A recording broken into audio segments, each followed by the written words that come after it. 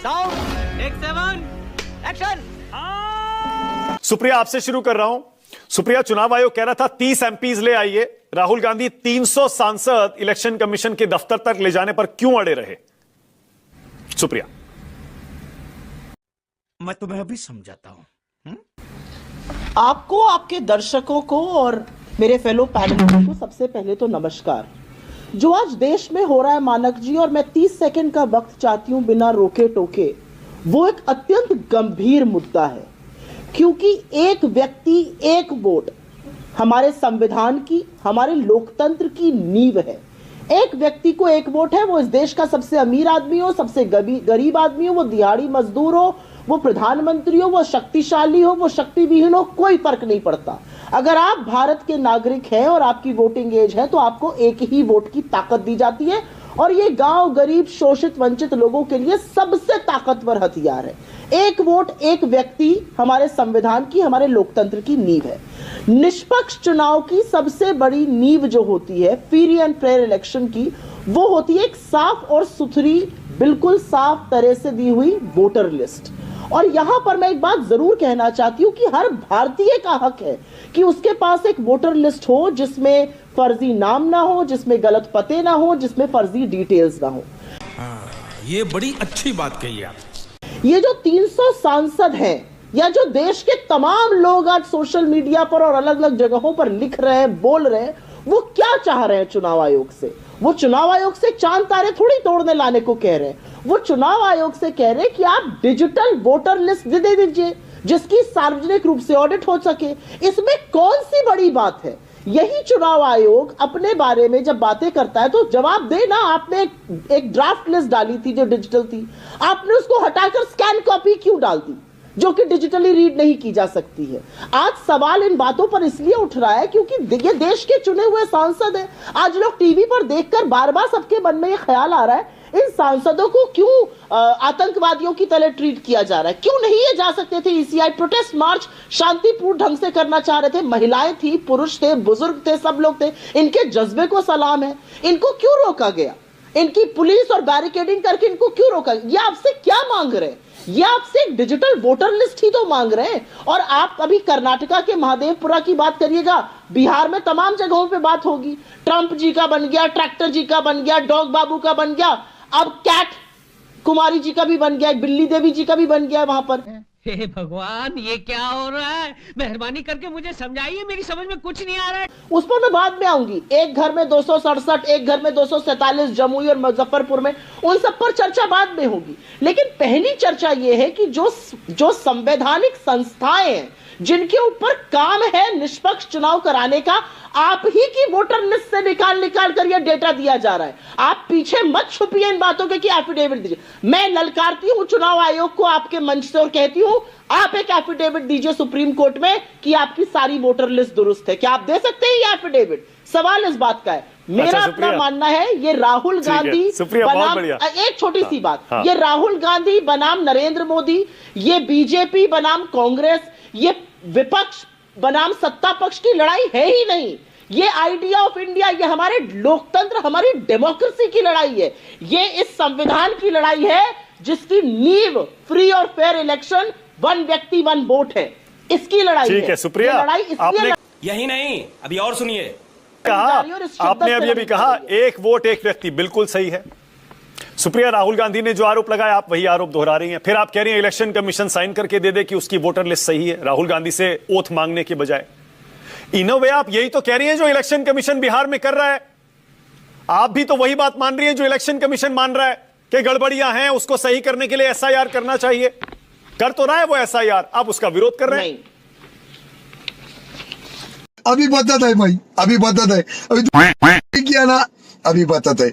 नहीं, एसआईआर अगर सही हुआ होता, एसआईआर में अगर कोई खोट नहीं होती, अगर एक सोची समझी साजिश के अंतर्गत एसआईआर ना किया गया होता, तो आप उसकी डिजिटल वोटर लिस्ट क्यों नहीं लगा रहे हैं? सुप्रीम कोर्ट में इलेक्शन कमीशन या चुनाव आयोग ये क्यों कह रहा है कि हम आपको 65 लाख लोग जिनके नाम कटे उसके नाम नहीं बता सकते हैं? ऐसा कोई नियम ही नहीं है जिसके अंतर्गत हमें नाम काटना पड़े। हिंदुस्तान की जनता के अगर नाम कट रहे हैं, और यहां पर तमाम सबूत है, मेरे पास तमाम सबूत है जहां पर ऐसे ऐसे लोगों के नाम कट गए, 180 लोग ऐसे कट गए जिसमें से ज्यादातर जिंदा है, वो मृत घोषित हो गए।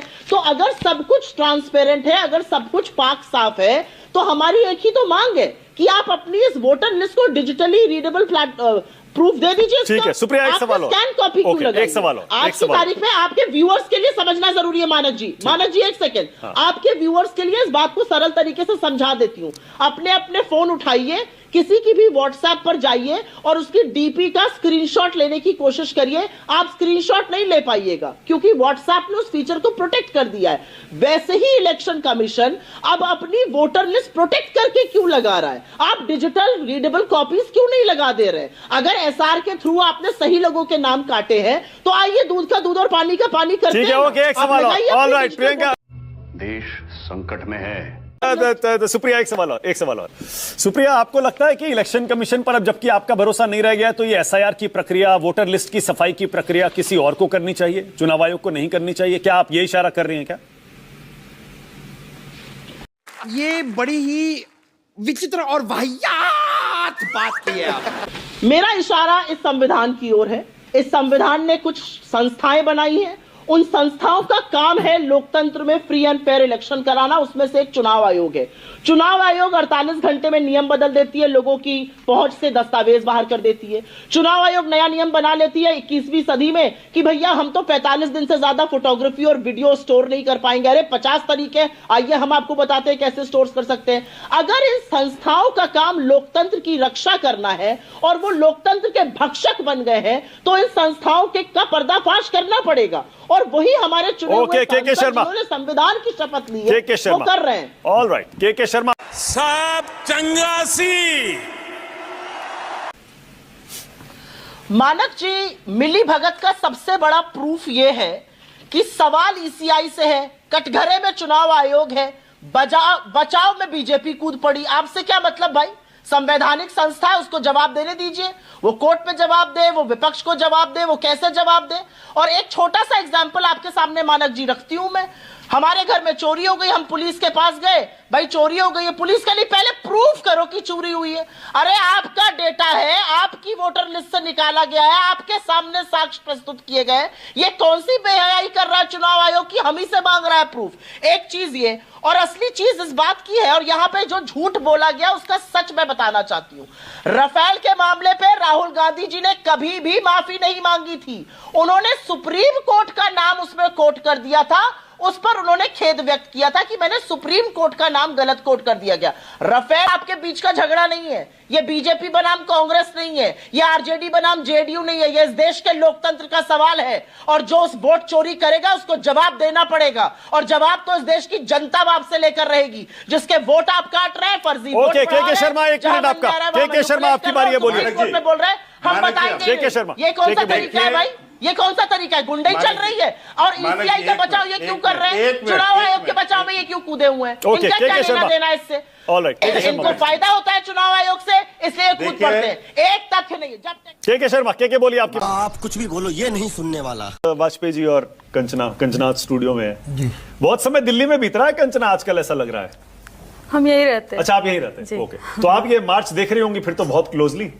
जी, आपके नेता, आपके सारे सांसद भी थे इसमें? हमारे सारे सांसद थे, डिटेन हुए, वो भी जनता के लिए लड़ रहे हैं, जैसे आप लड़ रहे हैं, जैसे सब लड़ रहे हैं। और आज तो आपके लिए कल खुशखबरी आ गई पिछले 1-2 दिन में, विजय सिन्हा के भी 2 आईडी कार्ड निकल आए। ये खुशखबरी है। अगर कुछ फर्जीवाड़ा हो रहा है, उसको एक्सपोज कर रहे हैं, तो वो खुशखबरी हमारे लिए नहीं, वो जनता के लिए है कि कैसे लोकतंत्र लूटा जा रहा है।